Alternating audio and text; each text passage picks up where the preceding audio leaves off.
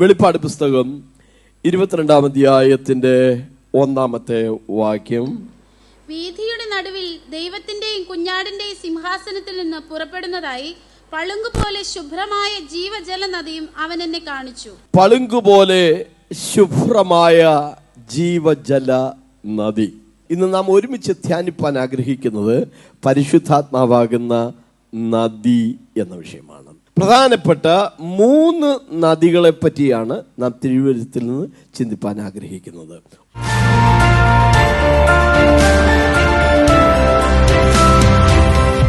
ഒന്ന്, സന്തോഷിപ്പിക്കുന്ന നദി എന്നുള്ളതാണ്. 46-ാം സങ്കീർത്തനം 4-ാമത് തിരുവചനം. ഒരു നദിയുണ്ട്, അതിന്റെ തോടുകൾ ദൈവനഗരത്തെ, അത്യുന്നതന്റെ വിശുദ്ധ നിവാസത്തെ തന്നെ സന്തോഷിപ്പിക്കുന്നു. ഒരു നദി, അതിന് പല തോടുകളുണ്ട്, അത് ദൈവത്തിന്റെ നിവാസത്തെ സന്തോഷിപ്പിക്കുന്നു. ഇത് നമ്മൾ കാണാൻ കഴിയുന്നത് ഉൽപ്പത്തി പുസ്തകത്തിലാണ്. ഉൽപ്പത്തി പുസ്തകം 2-ാം അധ്യായം 10-ാമത്തെ വാക്യം. തോട്ടം നനപ്പാൻ ഒരു നദി ഏദനിൽ നിന്ന് പുറപ്പെട്ടു, അത് അവിടെ നിന്ന് 4 ശാഖയായി പിരിഞ്ഞു. ഉൽപ്പത്തി പുസ്തകത്തിൽ ആ 4 നദികൾ ഏതൊക്കെയാണെന്ന് നമുക്ക് നോക്കാം. 11-ാമത്തെ വാക്യം. ഒന്നാമത്തേതിന് പീശോൻ എന്ന് പേർ. ഒന്നാമത്തേതിന് പീശോൻ എന്നാണ് പേര്. അത് ഹവീല ദേശമൊക്കെയും ചുറ്റുന്നു, അവിടെ പൊന്നുണ്ട്. ഒന്നാമത്തെ നദിക്ക് പീശോൻ എന്ന് പേർ. ആ വാക്കിന്റെ അർത്ഥം രൂപാന്തരം, വിശ്വാസം എന്നൊക്കെയാണ്. എന്താണ് പൊന്ന്? പത്രോസിന്റെ ലേഖനത്തിൽ നമ്മൾ വായിക്കുന്നു, തീയിൽ ശോധന ചെയ്യുന്നതും അഴിഞ്ഞു പോകുന്നതുമായ പൊന്നിനേക്കാൾ നിങ്ങളുടെ വിശ്വാസം നമുക്ക് വിശ്വാസത്താൽ ഉളവാകുന്ന രൂപാന്തരത്തെ കാണിക്കുകയാണ്. രണ്ടാമത്തെ നദി 13-ാമത്തെ വാക്യം. രണ്ടാം നദിക്ക് ഗീഹോൻ എന്ന് പേർ. രണ്ടാമത്തെ നദിയുടെ പേരാണ് ഗീഹോൻ. അത് കൂശ് ദേശമൊക്കെയും ചുറ്റുന്നു. കൂശ് എന്നുള്ളതാണ് നമ്മുടെ ഇന്നത്തെ എത്യോപ്യ. ഗീഹോൻ എന്ന വാക്കിന്റെ അർത്ഥം ഇടതടവില്ലാത്ത പ്രവാഹം, ദൈവകൃപ എന്നൊക്കെയാണ്. മൂന്നാമത്തെ നദി 14-ാമത്തെ വാക്യം. മൂന്നാം നദിക്ക് ഹിദ്ദേക്കൽ എന്ന് പേർ. മൂന്നാമത്തെ നദിക്ക് ഹിദ്ദേക്കൽ എന്നു പേര്. ഹിദ്ദേക്കൽ എന്ന വാക്കിന്റെ അർത്ഥം ഇമ്പശബ്ദം എന്നാണ്. തിരുവെഴുത്തിൽ നമ്മൾ വായിക്കുന്നു, ദൈവത്തിന്റെ വഴി വിട്ട് നാം ഇടത്തോട്ടോ വലത്തോട്ടോ തിരിയുമ്പോൾ വഴി ഇതാകുന്നു, ഇതിലെ നടന്നുകൊള്ളുവീൻ എന്ന ഒരു ഇമ്പശബ്ദം. ആ ഇമ്പശബ്ദം ദൈവത്തിന്റെ വചനമാണ്. നാം ആകുന്ന മന്ദിരത്തെ, ദൈവത്തിന്റെ നിവാസത്തെ സന്തോഷിപ്പിക്കുന്ന 3-ാമത്തെ ഘടകം ദൈവത്തിന്റെ വചനമാണ്. ദൈവവചനം നമുക്ക് സന്തോഷം തരുന്നതാണ്. 4-ാമത്തെ നദി 14-ാമത്തെ വാക്യത്തിൽ തന്നെ ഉണ്ട്. 4-ാം നദി ഫ്രാത്ത് ആകുന്നു. ഫ്രാത്ത് എന്നുള്ളതാണ്. അതിന് ഫലം എന്നാണ്, ആത്മാവിന്റെ ഫലം. ഈ 4 നദികളിൽ 2 നദികൾ ഇന്നും ഭൂമിയിലുണ്ട്. ഏതൊക്കെയാണ് അത്? ഹിദ്ദേക്കലും ഫ്രാത്തുമാണ്. ഇറാഖിൽ കൂടെ ഇന്നും അത് ഒഴുകിക്കൊണ്ടിരിക്കുകയാണ്. അതിൻ്റെ ഇംഗ്ലീഷ് പേരാണ് ടൈഗ്രീസ്, യൂഫ്രട്ടീസ്. ഈ 2 നദിയും ഇന്നും ലോകത്തിൽ ഉണ്ട്. അങ്ങനെയെങ്കിൽ മറ്റ് 2 നദികൾ എവിടെ? ഗീഹോനും പീശോനും ഇന്നെവിടെ? യെഹെസ്കേൽ പ്രവചനം 31-ാം അധ്യായം 16-18 വാക്യങ്ങൾ. ഏദനിലെ സകല വൃക്ഷങ്ങളും, ലബാനോനിലെ ശ്രേഷ്ഠവും ഉത്തമവുമായ വെള്ളം കുടിക്കുന്ന സകല വൃക്ഷങ്ങളും ഭൂമിയുടെ അധോഭാഗത്ത് ആശ്വാസം പ്രാപിച്ചു. അപ്പൊ ആ 2 നദികളെ ദൈവം ഭൂമിക്കടിയിലേക്ക് കളഞ്ഞു. ഏദനിലെ സംഭവം ഒരു ചരിത്ര വസ്തുതയാണെന്ന് ബോധ്യമാകാൻ ഹിദ്ദേക്കലും ഫ്രാത്തും ടൈഗ്രീസും യൂഫ്രട്ടീസും ഇന്ന് ഭൂമിയിൽ അവശേഷിച്ചിട്ടുണ്ട്.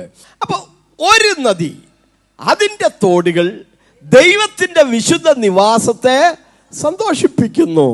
ദൈവം വസിക്കുന്ന നിവാസം എന്ന് പറയുന്നത് നമ്മളാണ്, നമ്മുടെ ശരീരമാണ്. അതുകൊണ്ടാണ് നമ്മുടെ ശരീരം വിശുദ്ധമായി സൂക്ഷിക്കണമെന്ന് തിരുവെഴുത്ത് പറയുന്നത്.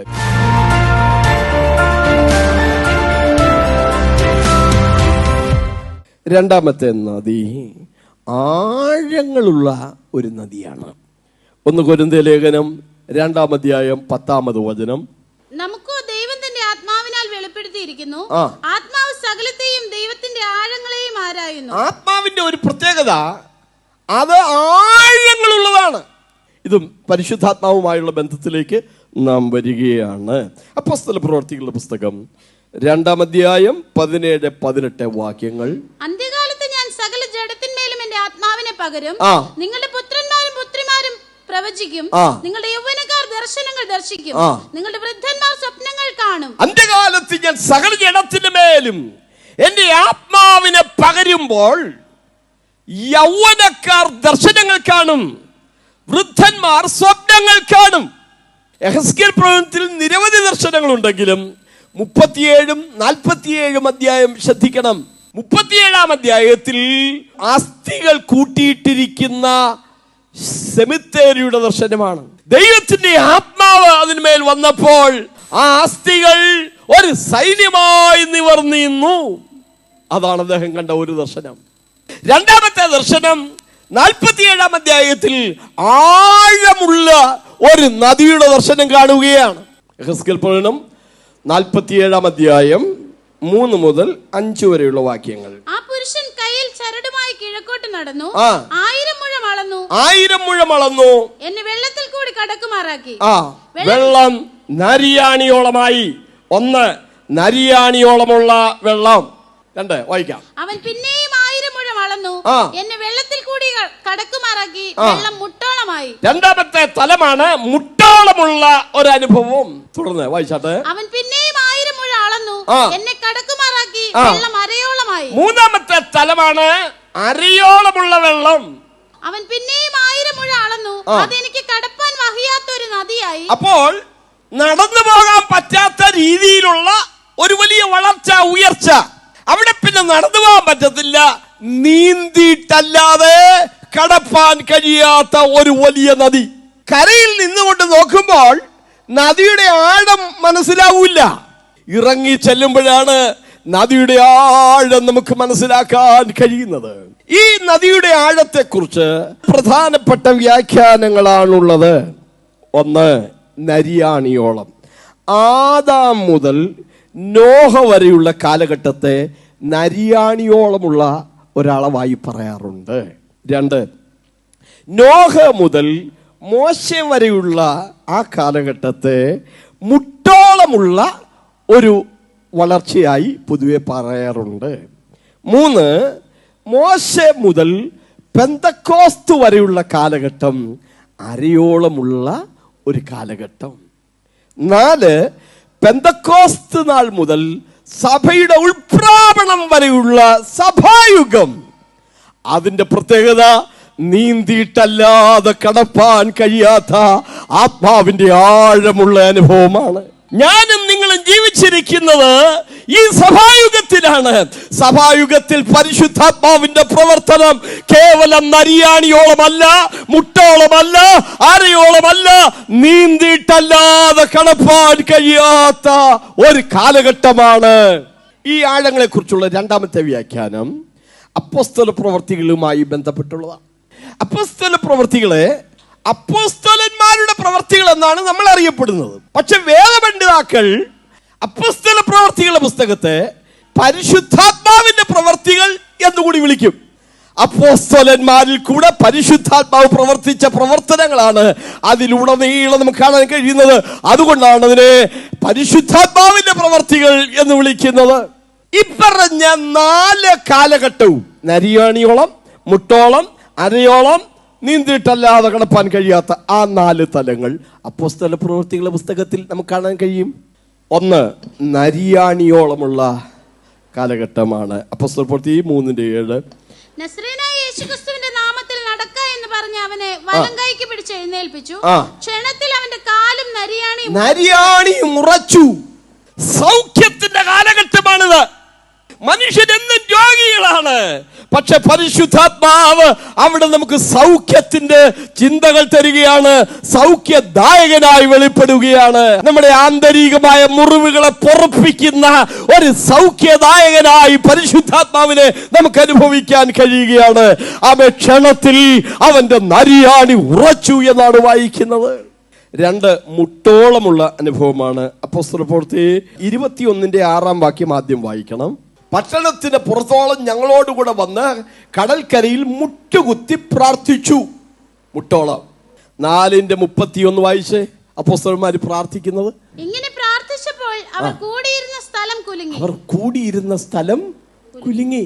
നമ്മൾ ആയിരിക്കുന്ന തലങ്ങളെ പിടിച്ചു കുലുക്കുന്ന ഒരു ആത്മപ്രവൃത്തി. അപ്പോസ്തലന്മാരെ അടിച്ചവരെ കാരാഗ്രഹത്തിൽ കൊണ്ടുപോയിട്ടപ്പോൾ അവർ പ്രാർത്ഥിച്ചു, ദൈവത്തെ പാടി സ്തുതിച്ചു. എന്ത് സംഭവിച്ചു? കാരാഗ്രഹത്തിന്റെ അടിസ്ഥാനങ്ങൾ കുലുങ്ങി, ചങ്ങലകൾ അഴിഞ്ഞു വീണു, വാതിലുകൾ തുറന്നു വന്നു. വലിയ അസാധാരണമായ പ്രവർത്തികൾ നടക്കുന്ന ഒരു പ്രാർത്ഥനയുടെ തലം. 3 അരയോളമാണ്. അത് സുവിശേഷീകരണത്തിനായുള്ള ഒരുക്കമാണ്. അപ്പോസ്തലപ്രവൃത്തി 12:8 വാക്യം. ദൂതൻ അവനോട് അരകെട്ടി ചെരുപ്പിട്ട് മുറുക്കുക എന്ന് പറഞ്ഞു. അരകെട്ടി ചെരുപ്പിട്ട് മുറുക്കുക. പത്രോസിനെ 2 പ്രാവശ്യം ജയിലിലിടുന്നുണ്ട്. പ്രവൃത്തികളുടെ പുസ്തകം 5-ാം അധ്യായത്തിലും 12-ാം അധ്യായത്തിലും. 5-ാം അധ്യായത്തിൽ തടവിൽ സൂക്ഷിച്ചപ്പോൾ ദൂതൻ വിടുവിച്ചിട്ട് ഇങ്ങനെ പറഞ്ഞു, നിങ്ങൾ ദേവാലയത്തിൽ ചെന്ന് ഈ ജീവന്റെ വചനം എല്ലാവരോടും പ്രസംഗിക്കണം. 12-ാം അധ്യായത്തിൽ 2ാമത് പത്രോസിനെ വിടുവിക്കുന്നു. അവിടെയും കിട്ടുന്ന നിയോഗം എന്താണ്? അവന് വേണ്ടി പ്രാർത്ഥിച്ച ആ സമൂഹത്തിലേക്ക് ചെന്ന് ദൈവം തന്റെ ദൂതനെ അയച്ച യഹൂദ ജനത്തിന്റെ പ്രതീക്ഷയിൽ നിന്നും ഹെരോദാവിന്റെ കയ്യിൽ നിന്നും വിടുവിച്ചു എന്ന് ഞാൻ ഇപ്പോൾ വാസ്തവമായി അറിയുന്നു എന്ന് സാക്ഷ്യം പറയുന്ന അനുഭവമാണ്. എഫേസ്യ ലേഖനം 6:14. നിങ്ങളുടെ അരയ്ക്ക് സത്യം കെട്ടുക. പുറപ്പാട് പുസ്തകം 12-ാം അധ്യായം 11-ാമത്തെ വാക്യം. പെസഹ ഭക്ഷിക്കുക, അര കെട്ടി കാലിൽ ചെരുപ്പിട്ട് കയ്യിൽ വടി പിടിച്ച് തിടുക്കത്തോടെ ഭക്ഷിക്കുകയാണ്. കടന്നു പോകാനുള്ള ഒരുക്കം. ദൈവത്തിന്റെ ജനത്തിന് എപ്പോഴും ഒരു ഒരുക്കമുണ്ടായിരിക്കണം. പരിശുദ്ധാത്മാവിന്റെ 4ാമത്തെ തലം നമ്മെ അക്കരെ എത്തിക്കുന്ന, നീന്തിയിട്ടല്ലാതെ കടപ്പാൻ കഴിയാത്ത ഒരു അനുഭവമാണ്. പരിശുദ്ധാത്മാവിന്റെ പ്രവൃത്തി നമ്മളെ അക്കരെ എത്തിക്കും. ഇവിടെ കിടന്ന് നാം വലഞ്ഞു പോവില്ല. ഈ വിശ്വാസ പടക് തകർന്നു പോവില്ല. നാം അക്കരയെത്തുന്ന, കനാനിലെത്തുന്ന, സ്വർഗനാട്ടിലെത്തുന്ന ഒരനുഭവം ദൈവത്തിന്റെ മക്കൾക്കുണ്ട്.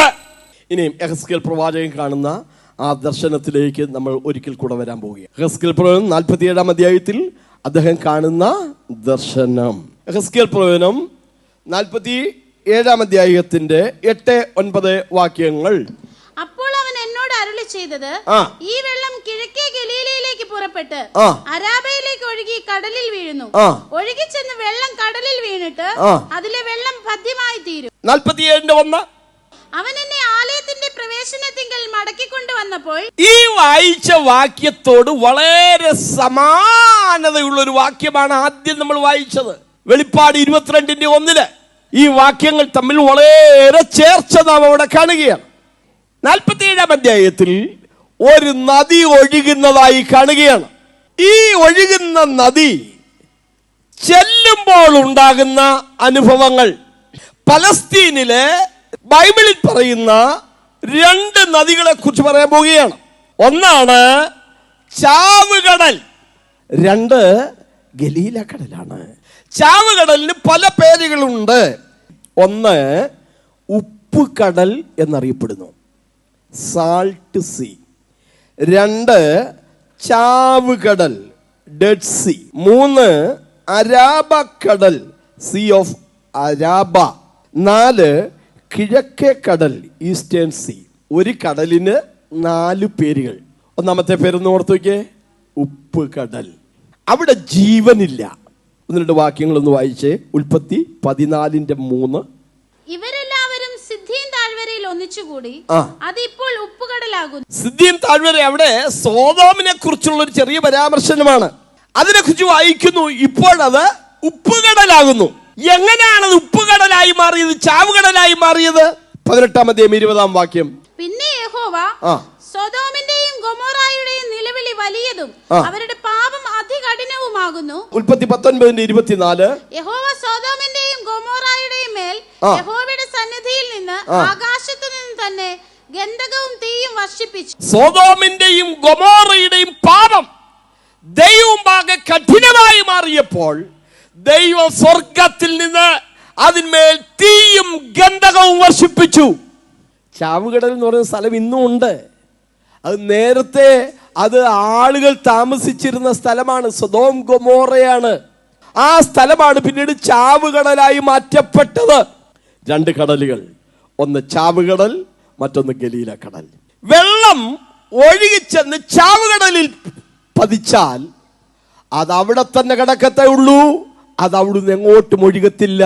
അത് സ്റ്റാഗ്നന്റ് ആയിരിക്കും, അവിടെ തന്നെ സ്തംഭിച്ച് കിടക്കും. അത് ചലനമുള്ളതല്ല, അത് നിശ്ചലമായ നദിയാണ്. പക്ഷെ ആലയത്തിൽ പുറപ്പെട്ടൊഴുകുന്ന നദി, ആമേൻ, സഹസ്രാബ്ദ കാലത്ത് സംഭവിക്കാൻ പോകുന്ന ഒരു കാര്യമാണ്.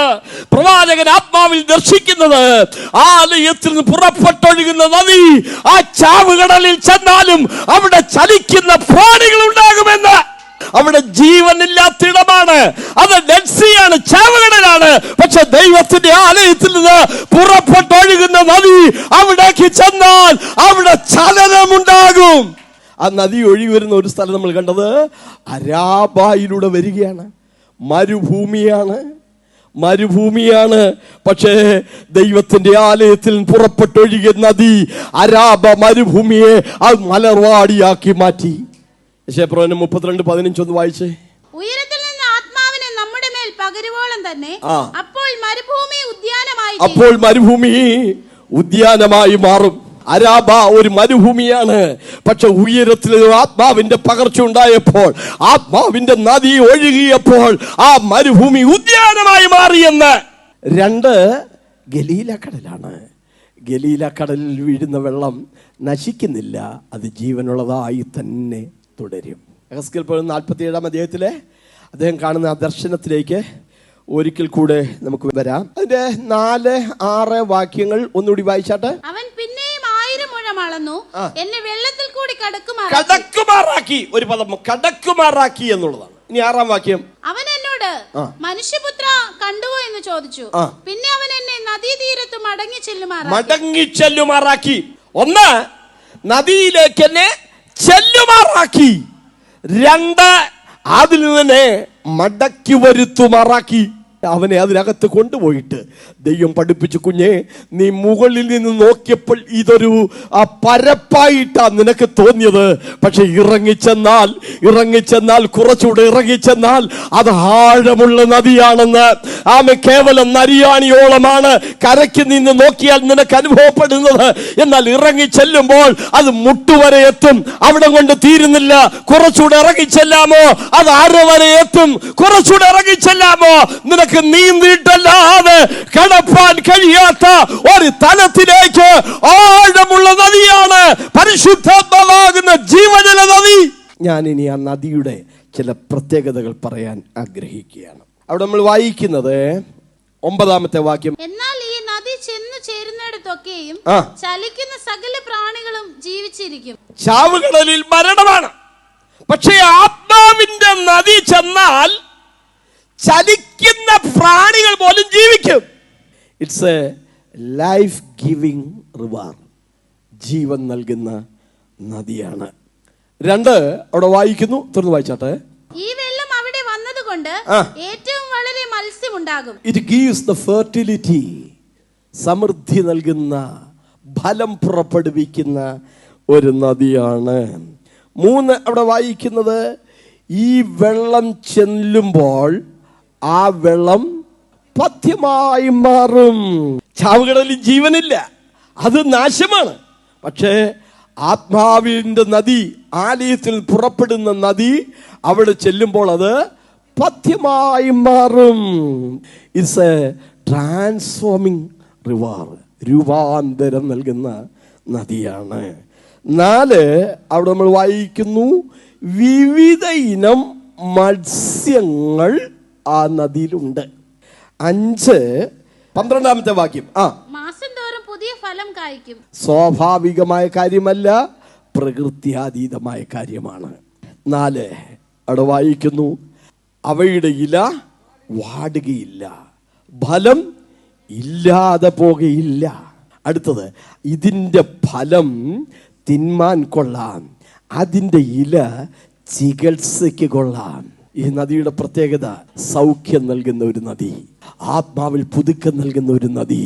യെഹെസ്കേൽ കാണുകയാണ്, ആലയത്തിൽ പുറപ്പെട്ടൊഴുകുന്ന ഒരു നദി.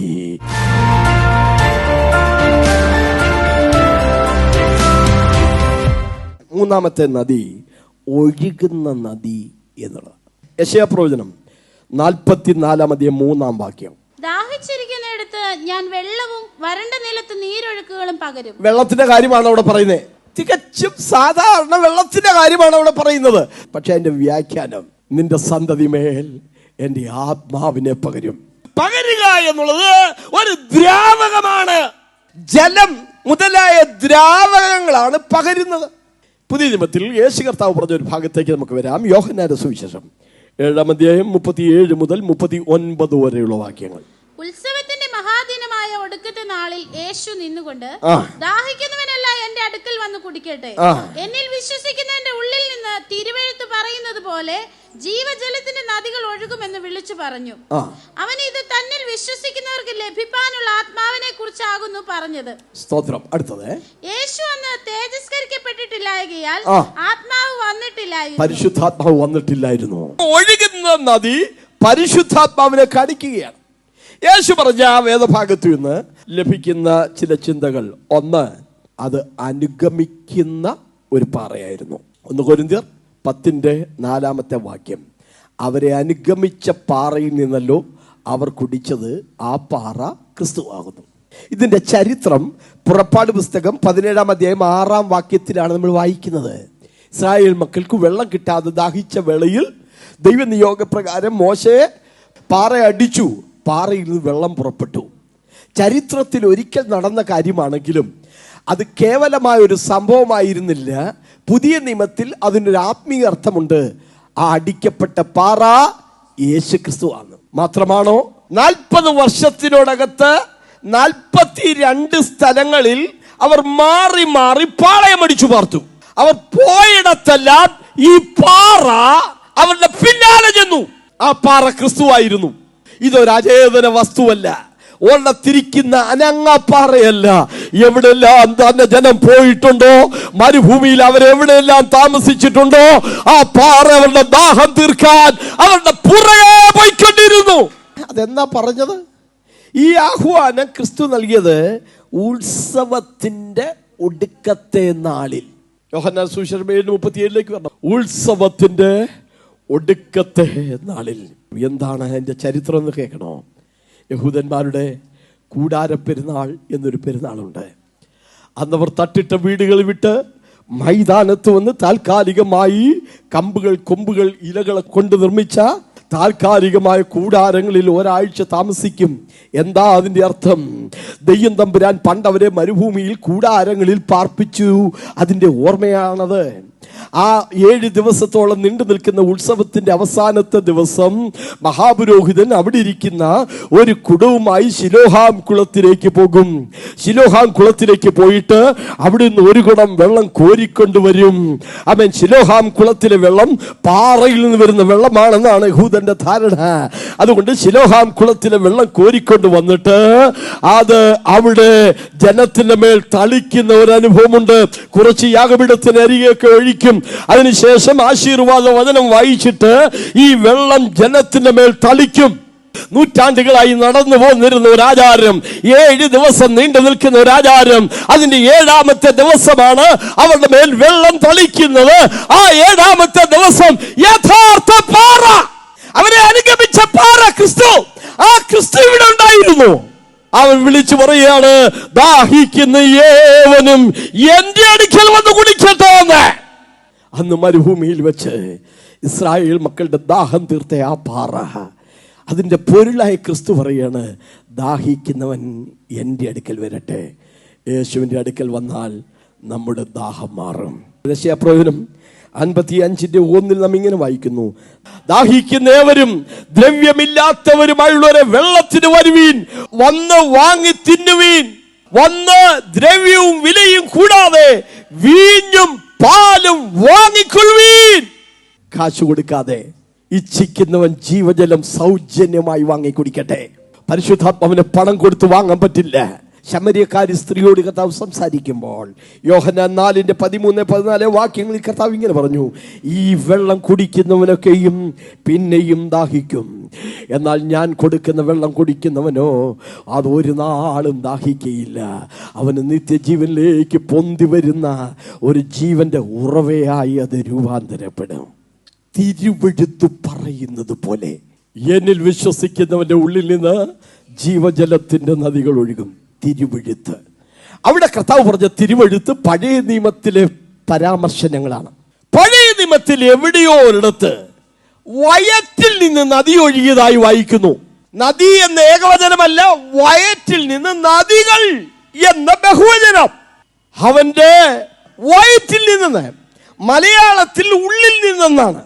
എന്നാൽ ഇംഗ്ലീഷിൽ ഔട്ട് ഓഫ് ഹിസ് ബെല്ലി, അവന്റെ വയറ്റിൽ നിന്ന് ജീവനുള്ള ജലത്തിന്റെ നദികൾ ഒഴുകും.